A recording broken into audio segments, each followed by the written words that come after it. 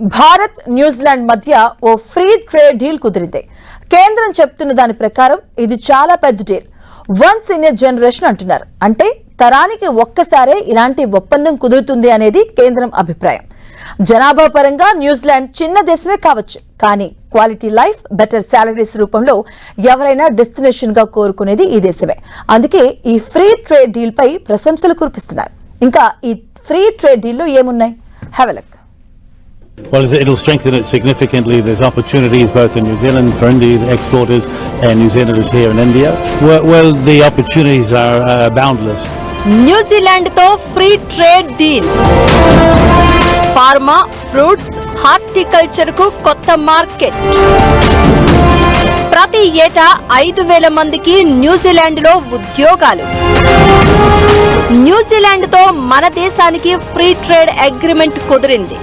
లాంఛనంగా చర్చలు ప్రారంభమైన 9 నెలలకే ఈ ఒప్పందం కుదరడం రికార్డుగా కేంద్రం చెప్తూ ఉండగా, న్యూజిలాండ్ కు ఎగుమతి అయ్యే ఉత్పత్తులపై అక్కడ ఎలాంటి సుంకం ఉండకపోవడం ఈ డీల్ హైలైట్.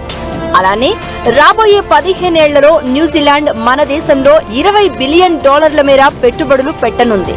ఈ ఒప్పందాలన్నీ కూడా 2026 చివరికల్లా అమలవుతాయి.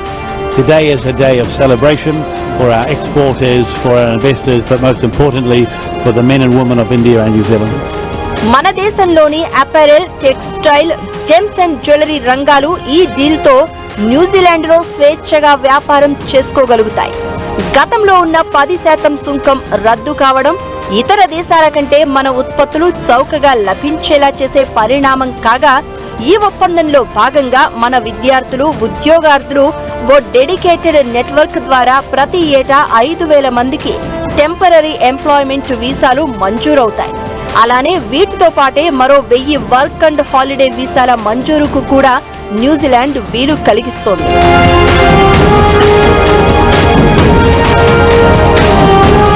ఐటీ, హెల్త్ కేర్, ఇంజనీరింగ్ రంగాల్లో భారతీయ నిపుణులకు న్యూజిలాండ్లో ఉద్యోగ అవకాశాలు పెరగనున్నాయి.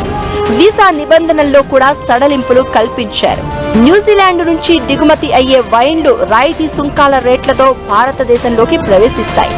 రాబోయే 10 సంవత్సరాల కాలంలో సుంకాలు క్రమంగా తగ్గించబడతాయి. అయితే ఈ ఒప్పందం నుంచి మినహాయింపులు కూడా ఉన్నాయి.